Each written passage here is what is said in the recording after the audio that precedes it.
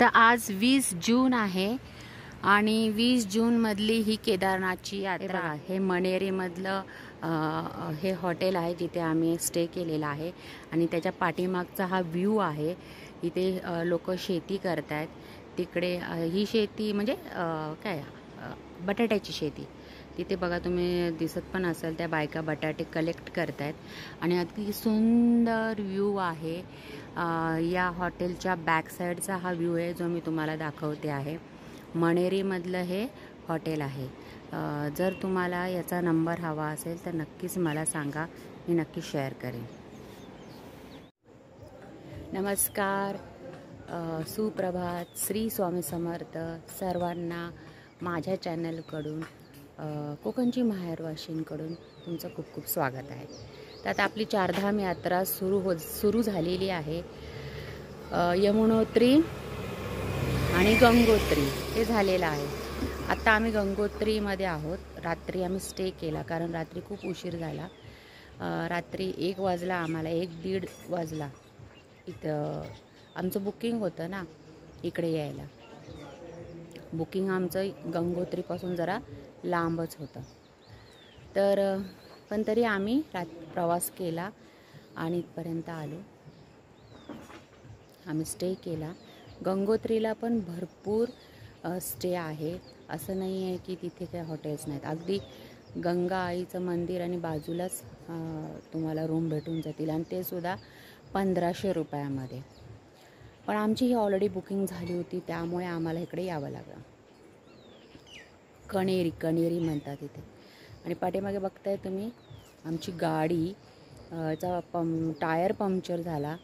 नशीब आमचं की ही गाडी काल रात्री पंक्चर नाही झाली। इकडे येऊन मग आता सकाळी आम्ही आता निघतोय केदारनाथला आणि तो प्रवास आमचा पूर्ण 10 तासाचा असणार आहे। तर आम्ही बसणारच होतो तेवढ्यात कळलं की गाडीचा टायर पंक्चर झाला आहे। ते कारण रस्ते इतके खतरनाक आहेत ना, ते डोंगर, ते पहाड, असं ते बघूनच त्या भीती वाटते। असं वाटतं की एखादा जर काय म्हणतात दगड खाली पडला तर काय होईल, म्हणजे असं भीती वाटते। तर या पहाडांमधून ती वाहणारी नदी आणि तिथे ते थंडगार पाणी आणि ते मोठे मोठे पहाड, खरंच हे सगळं ना बघण्यासारखं आहे। पण ती रात्रीचा प्रवास करण्यासारखा नाही आहे कारण इथं अलाउडच नाही आहे। गव्हर्नमेंटने रूलच केला आहे की रात्रीचा प्रवास करायचा नाही आहे। तरी पण आम्ही हिम्मत करून इथपर्यंत आलो। पण बघा नशीब आमचं की गाडी आमची इथंच बंद पडली आणि आम्ही इथंच तिला दुरुस्त करतो। ती जर रस्त्यात बंद पडली असते तर आमचे काय हाल झाले असते। ठीक आहे, देव आहे सोबत।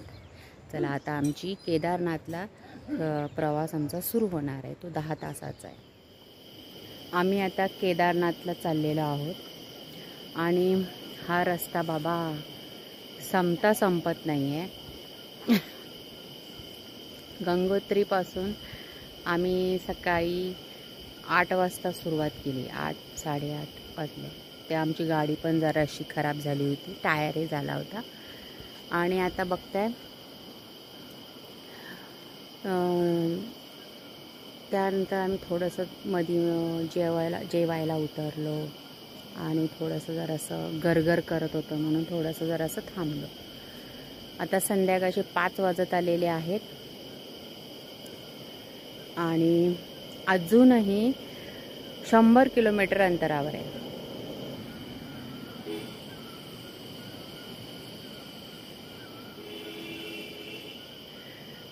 आणि 5-5:30 वाजायला आलेले आहेत। थकलोय आम्ही, मध्येच जरा थांबलो इथे आणि बाहेर बघतो तर इतकं सुंदर दृश्य। आणि इथं ती चीनची झाडं आहेत, त्या झाडाला ती लागलेली फुलं खाली पडलेली आहेत। मी दाखवते तुम्हाला।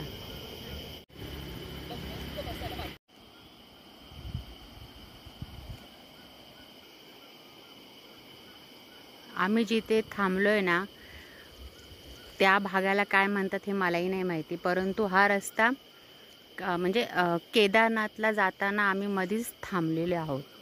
थोडंसं जरा थकावट आली होती बसून बसून, आणि तेव्हा आम्हाला ही चीनची झाडं पाहायला भेटली आणि ही फळं परत फळच येते सारखं फुलं पाहायला भेटली.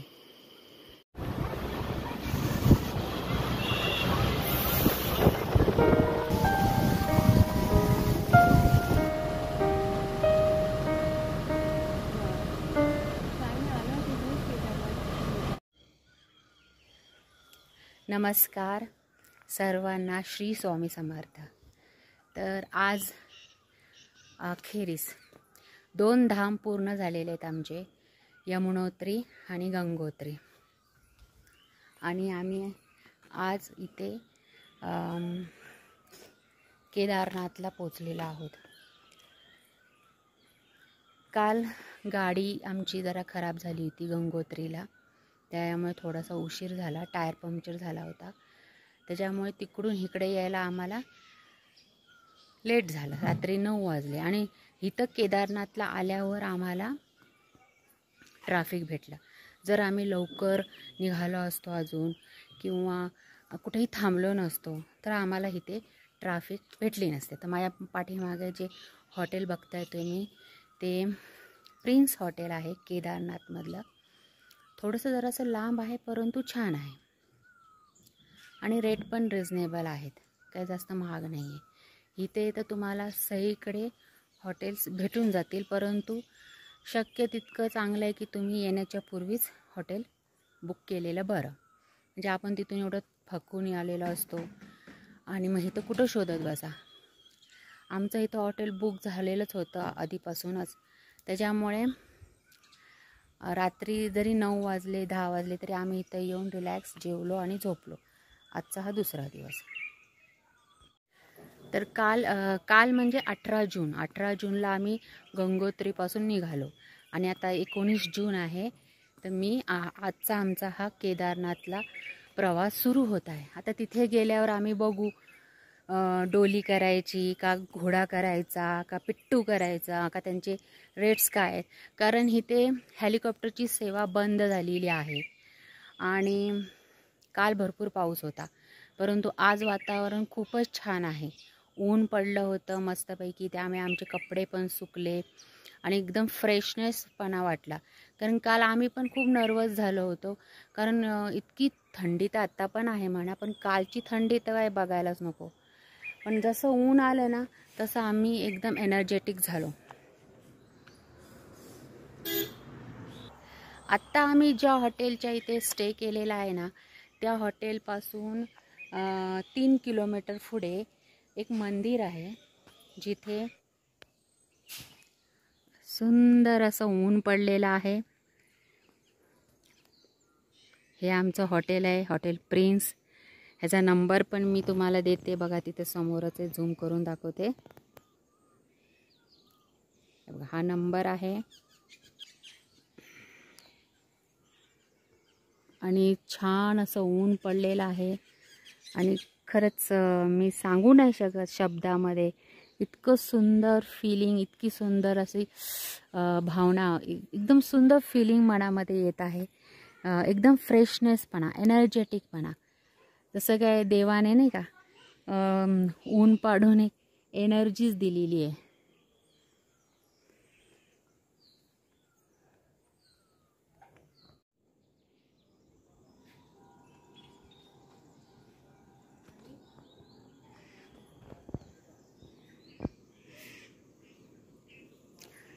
झाडाला बघताय हे फळ लागलेलं दिसतंय तुम्हाला.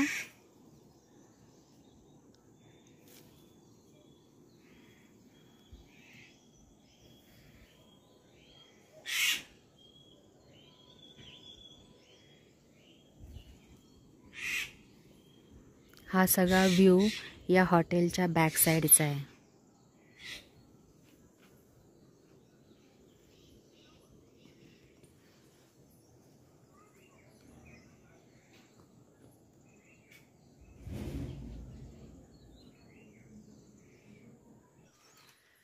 तर आत्ता आम्ही सोनप्रयागमधील त्रियुगी नारायण इथे उतरलेलो आहोत. इथे ते हॉटेल आहे, हॉटेल प्रिन्स हॉटेल, आणि त्याचा नंबर पण मी तुमच्याशी तिथं शेअर केलेला आहे. तर हे सोनप्रयागमधलं त्रियुगी नारायण हे सोनप्रयागपासून थोडंसं जरासं उंचावर आहे. आणि इथे एक मंदिर आहे शिवपार्वतीचं, जिथे भगवान शंकर आणि पार्वती यांचं लग्न झालेलं आहे, अगदी रियालिटीमध्ये. म्हणजे हे काही अशी दंतकथा नाही आहे. आणि जेव्हा त्यांचं लग्न झालं त्यावेळेस जो होम लागला होता तो आजही पेटत आहे, आजही तो होम आहे. आणि बरेचसे इथले जे कपल्स आहेत ते आजही इथे लग्न करतात. तर ही कुठली दंतकथा नाही आहे, हे सत्य आहे की जो होम लागला होता तो आजही आहे. तर तो मी आता तुम्हाला दाखवतेच, मला पण बघायचंच आहे. आत्ता 8:45 वाजत आलेले आहेत आणि वातावरण खूपच छान आहे. देवाच्या कृपेने आम्हाला वातावरण खूप छान भेटलेलं आहे. आणि हे असंच वातावरण वरती म्हणजेच केदारनाथच्या इथे तसंच असावं अशी मी आशा करते. आणि तुम्ही पण तशीच प्रार्थना करा.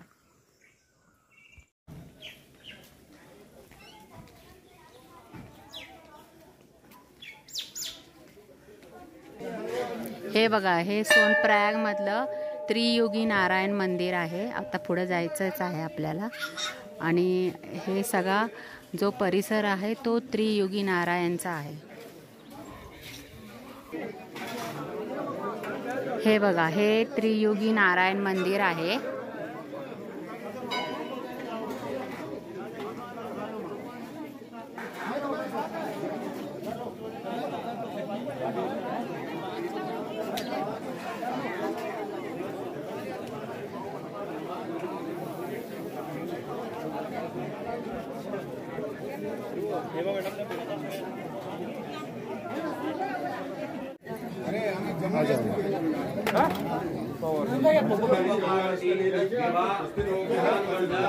हे बघा, आता आम्ही त्रियुगी नारायण मंदिर मध्ये आहोत आणि इथे अशी पूजापाठ चालू आहे. नमस्कार, मी आता आलेली आहे त्रियुगी नारायण मंदिरामध्ये. तुम्ही पाठीमागे बघू शकता. तर हे शंकर आणि पार्वती यांचं इथे लग्न झालेलं आहे, लग्न झालेलं होतं. आणि त्यांनी जे फेरे घेतले तो जो अग्निकुंड आहे तो आजही प्रज्वलित आहे. आणि इथे जे नवीन नवीन लोक येतात, ज्यांचं लग्न झालेलं असो किंवा ज्यांना करायचं असेल ते इथे लग्न करायला येतात. आणि हे अशा पद्धतीने ही विधी पार पाडली जाते. तर अशी ह्याची खासियत आहे त्रियुगी नारायण मंदिराची.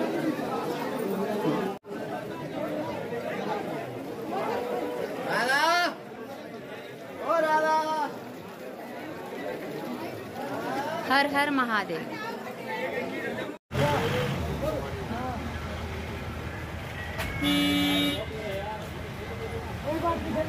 आत्ताच आम्ही त्रियुगी नारायण मंदिराचं दर्शन घेतलं.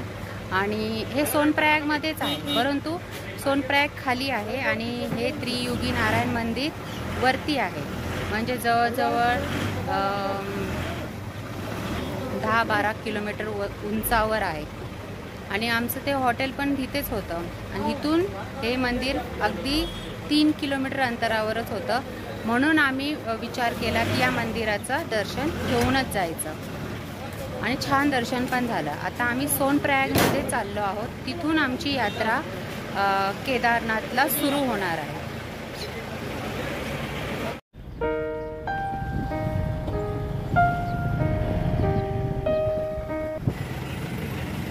हे बघा, हे त्रियुगी नारायण प्रवेशद्वार. इथून आम्ही आलो आणि आता हे आहे सोनप्रयाग.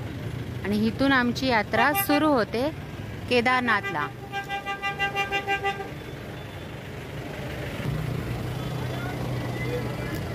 सोनप्रयाग. ही बघा सोनप्रयागची पार्किंग आहे. किती लोक आलेली आहेत.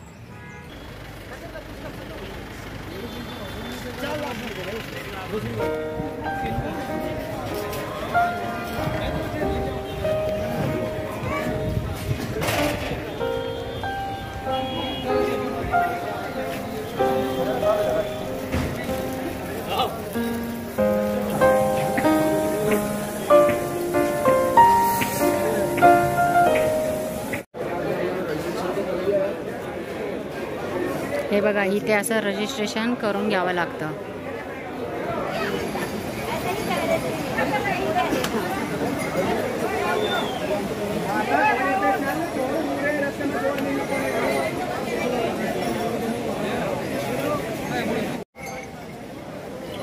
आता आम्ही गौरीकुंडापाशी आलेलो आहोत.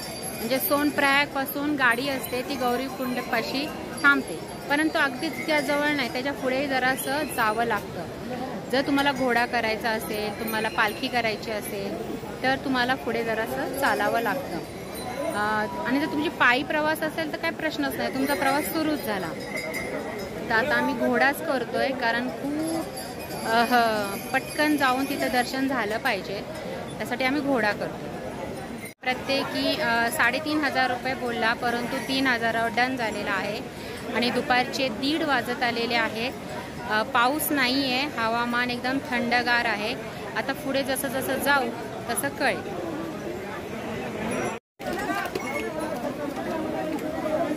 घोडीचे बघा 2.5 ते 3 पर्यंत सांगितलं जातं. आणि पिट्टूचे 14,000 रुपये. आणि डोली करायची असेल तर 18,000 ते 20,000 रुपये तुम्हाला पे करावे लागतील.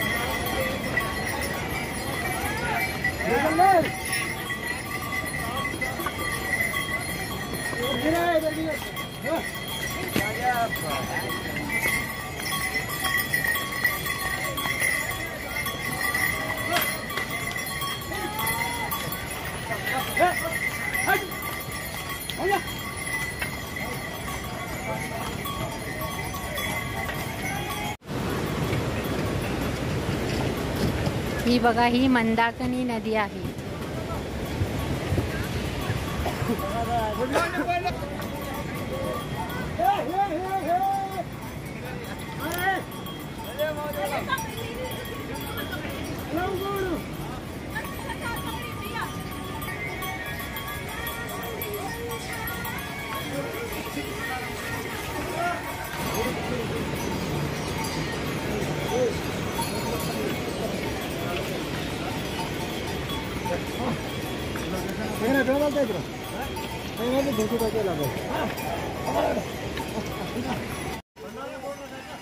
हे बघा, आता आम्ही इथे हॉल्ट घेतलाय थोडा वेळ जेवणासाठी, आणि थोड्या वेळाने मग परत आमची चढाई सुरू होईल.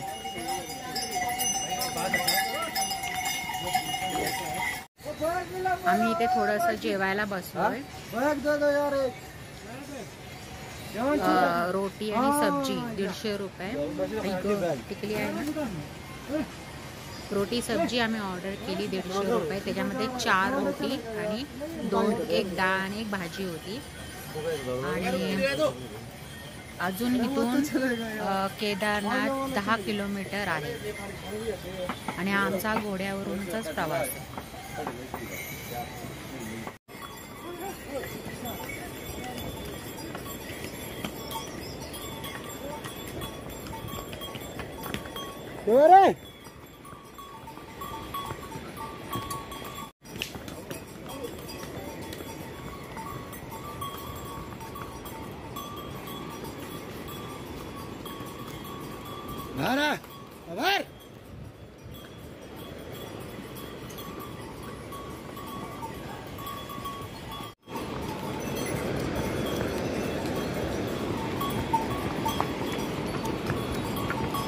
हे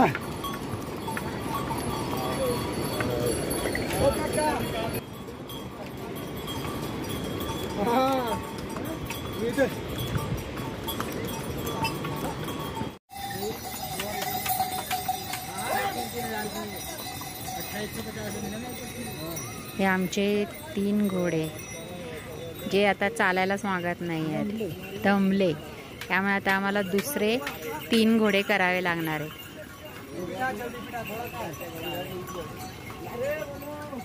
खाली योकोनी शो चालण्याला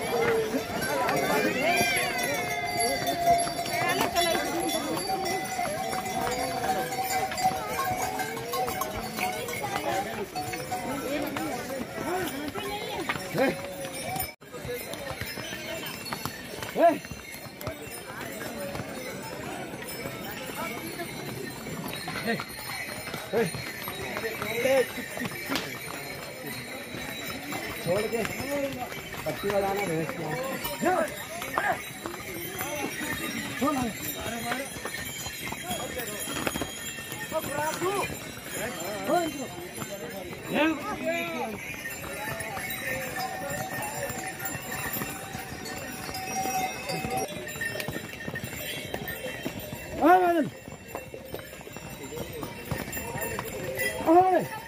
पैदल है या कैसे? चाय वाय पियोगे? गाड़ी नहीं, गाड़ी है। गाड़ी चाहिए पैदल? पैदल तो बोल रहे पर याद है कि कुछ उसमें 2 रास्ते हो जाएंगे तो क्राउड कम हो जाएगा ना। हाँ, तो धक्का मुक्की से हो रही है तो ये बेचने लगे। रस्ता खूप खराब आहे बाबा, खूप डेंजर आहे.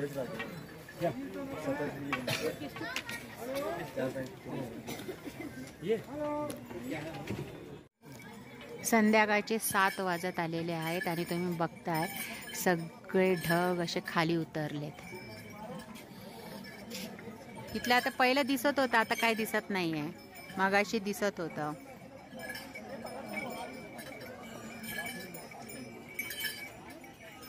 ढग खाली आली, सगळे ढग खाली आले.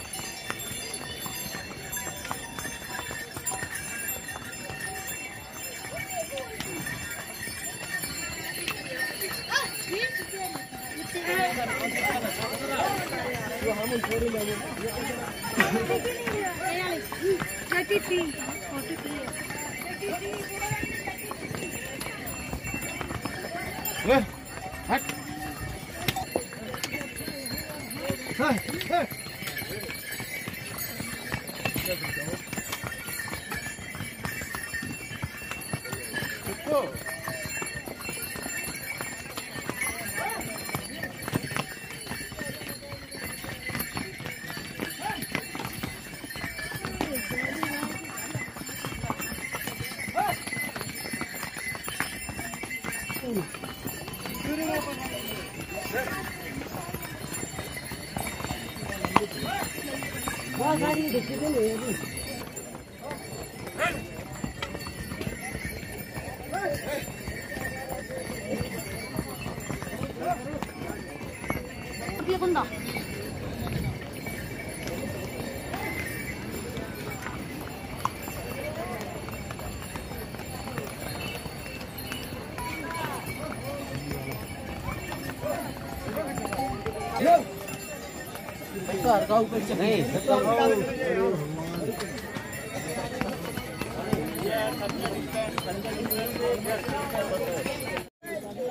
बघा, आता इथे फायनली आम्ही इथे केदारनाथच्या इथे पोहोचलो. अजून मंदिर काही दिसत नाहीये, पण घोडे इथपर्यंतच येऊन थांबतात.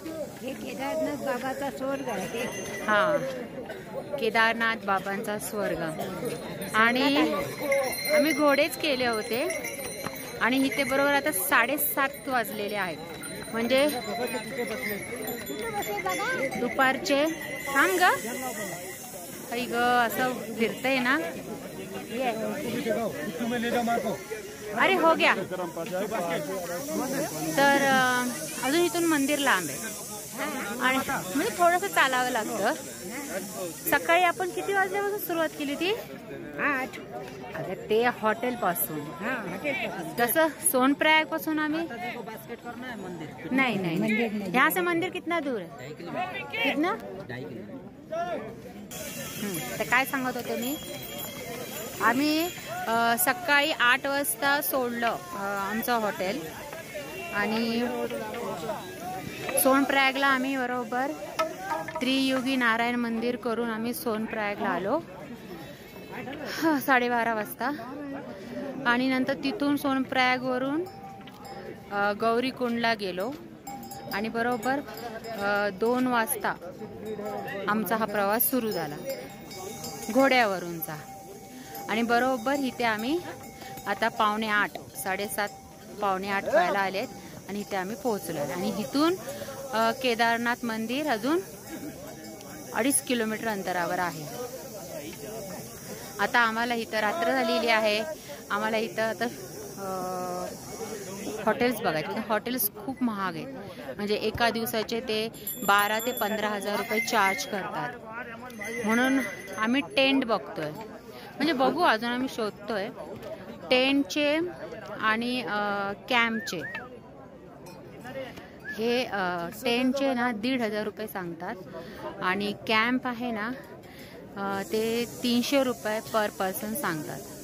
त्याच्यामध्ये तुम्हाला सगळी सेवा दिली जाते. म्हणजे त्या कॅम्पमध्ये तुम्हाला गादी वगैरे, कॉमन वॉशरूम, कॉमन बाथरूम असणार आहे बाहेर ह्याच्यामध्ये. कशामध्ये मी म्हणले आता विसरले. या खूप थंडी आहे. या थंडीमध्ये काय बोलायला पण जमत नाही. हात माझे पुरे गारटलेले आहेत. आणि आता आम्ही आता बघू आता रूम कुठे भेटतोय ते.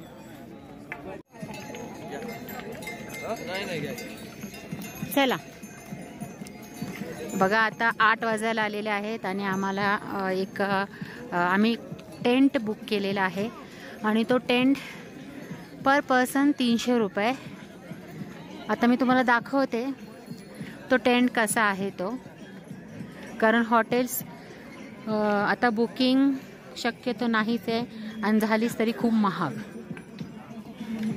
म्हणून आम्ही टेंट हा पर्याय निवडला. बापरे, सकाळचे 5 वाजलेले आहेत आणि नशिबाने पाऊस नाही आहे. आणि आता आम्ही केदारनाथ मंदिराच्या दर्शनाला चाललोय.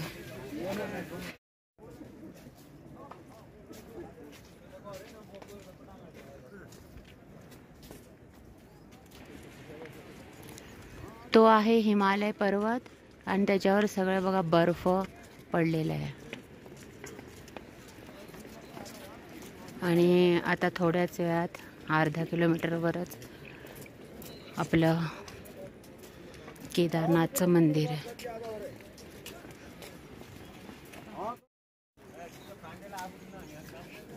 ते बघा तुम्हाला दिसतंय तो हिमालय आणि त्याच्या टेकडीवर ऊन आहे.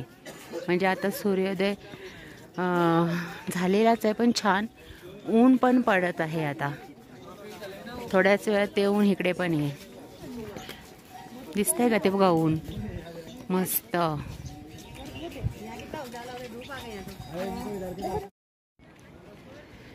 हे बघा हे हेलिपॅडचं आहे. इथून मग थोड्याच अंतरावर आपलं केदारनाथ मंदिर आहे.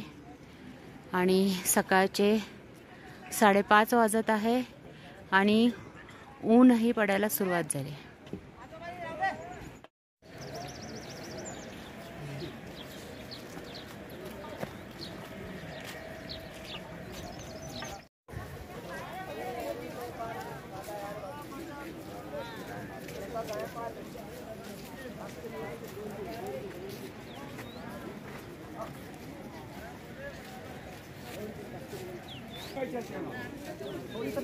इथून बघा दर्शनासाठी टोकन घ्यावं लागतं. आम्ही तर काल रात्रीच घेतलं होतं, नाही तर मग ही अशी लाईन लावावी लागते. टोकन घेणं फार महत्त्वाचं आहे. टोकनशिवाय तुम्हाला मग खूप वेळ वाट बघावी लागेल.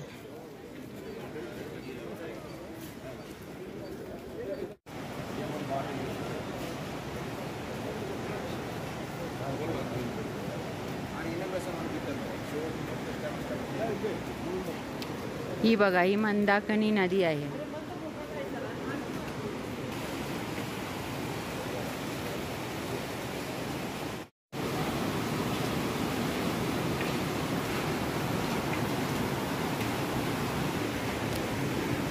आणि आता तुम्ही माझ्यासमोर बघताय ही लागली दर्शनासाठी लाईन.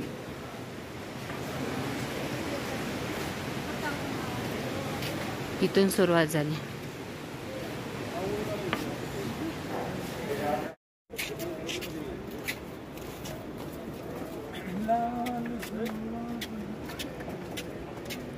ते बघा त्या ब्रिज पर्यंत लाईन लागले.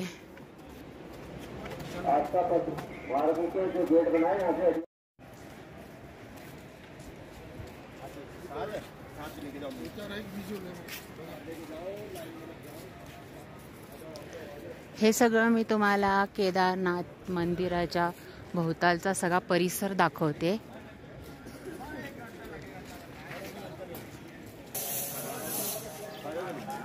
आणि अखेरीस बघा केदारनाथचं दर्शन झालं. स्वर्ग कुठे आहे तर इथे आहे बघा. जय श्री केदारनाथ.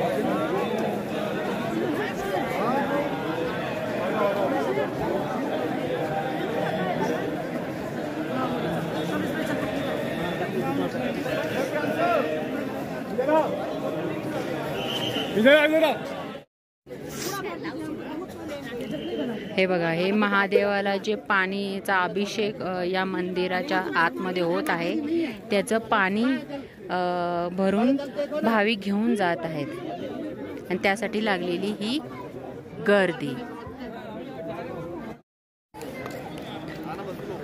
जय श्री केदारनाथ. आता बघा सकाळचे 6:15 झालेले आहेत आणि प्रचंड असं थंडी जाणवतेच आहे. कारण आपण मुंबईची लोक आहोत, त्यामुळे आपल्याला ही थंडी म्हणजे म्हणजे भारीच आहे.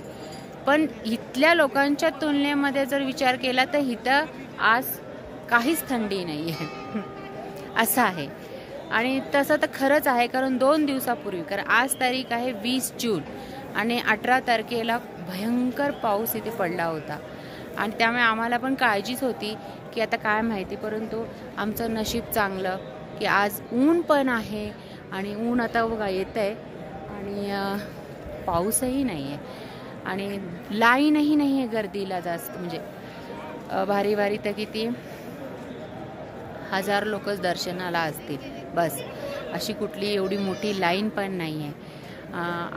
आम्ही लाईनीमध्ये नाही उभे राहिलो, आम्ही बाहेरून दर्शन घेतलं. पण सांगायचा मुद्दा काय की इथे आल्यावर म्हणतात ना स्वर्ग म्हणजे काय ते इथे आल्यावरच कळतं. जय श्री केदारनाथ. हे बघा, हे केदारनाथचं मंदिर आहे. हा आजूबाजूचा परिसर आहे. इथे सुद्धा राहण्याची सोय आहे, परंतु तुम्हाला मग ते आधीच बुकिंग करावी लागते किंवा तुमच्यामध्ये तेवढी ताकद पाहिजे रूम शोधण्याची. आणि ही ती शिला आहे ज्यावेळेस पूर आला होता, महापूर आला होता आणि त्यावेळेस ही शिला या मंदिराच्या मागे अशी उभी राहिली आणि सगळं पाणी बाजूने वाहत होतं.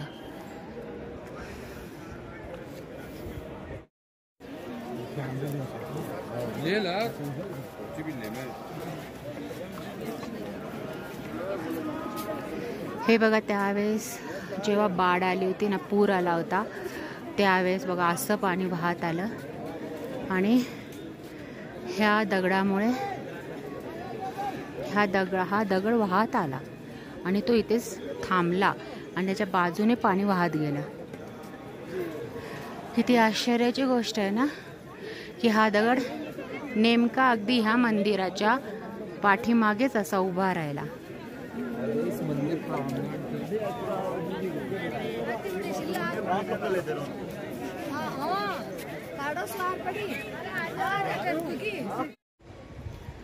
आत्ताच बघा आम्ही केदारनाथचं दर्शन झालं. मस्त असं बघा, तुम्ही दिसताय ढग कसे खाली उतरलेले आहेत. आणि इकडे ह्या साईडला, एक मिनिट, ह्या साईडला भैरवनाथला जाण्याची रस्ता आहे, मंदिर आहे भैरवनाथ मंदिर. आणि आम्ही तिथेच जात आहोत.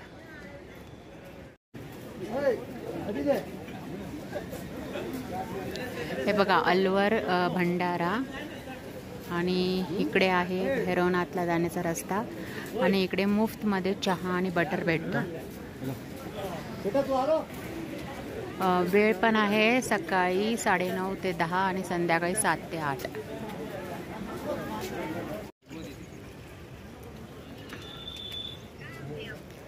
तुमच्या आईला बघा पिट्टू केलाय, भैरवनाथला जाण्यासाठीचा पिट्टू केलाय. आऊच देवा. हां, आणि पिट्टूचे 500 रुपये घेतले.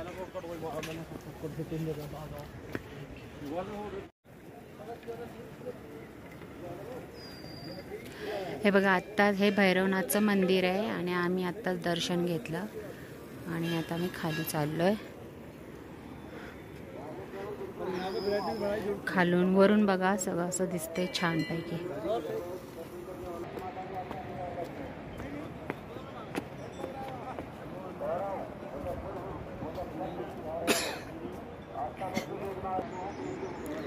ते बघा, तिकडे आहे भैरवनाथ आपलं केदारनाथचं मंदिर. ते बघा तिथे दिसतंय. आणि इकडे बघा ही लाईन बघा, मी झूम करून दाखवते.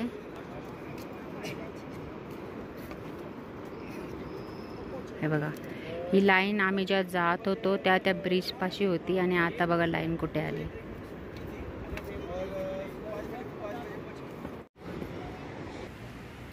तर आज 20 जून आहे आणि 20 जूनमधली ही केदारनाथची यात्रा आहे. तुम्ही बघू शकता पाऊस नाही आहे, छान ऊन पडलेला आहे आणि अशा या मस्त वातावरणामध्ये आमचा हा केदारनाथचा प्रवास पूर्ण झालेला आहे. हे वरून भैरवनाथला जाणारं मंदिर 300 मीटर आहे केदारनाथ मंदिरापासून. तर चला, हा व्हिडिओ मी आता इथेच थांबवते, कारण आता ह्याच्यानंतर आपल्याला जायचं आहे बद्रीनाथला. सकाळचे 11 वाजलेले आहेत बघा. आणि हे टेंट, ह्या टेंटमध्ये आम्ही रात्र काढली. इथे तुम्हाला एका माणसाचं, 2 माणसांचे, 3 माणसं, 6, 10 असे तुमच्या माणसं किती आहे त्याप्रमाणे तुम्हाला टेंट भेटतील. माणसी 300 रुपये तुम्हाला पे करावे लागतील. टॉयलेट बाथरूम बाहेर असणार आहे, कॉमन असणार आहे. आणि पाण्याचे वेगळे चार्जेस आहेत, गरम पाण्याचे. सकाळी 200 रुपये लागतात एका बालडीला. आणि तिथे पण गर्दी असते, एवढं मात्र आहे. बाकी टेंट तर अगदी परवडण्यासारखे आहे, 300 रुपये माणसे. केदारनाथमधले ह्या टेंटची मी किमती सांगत आहे.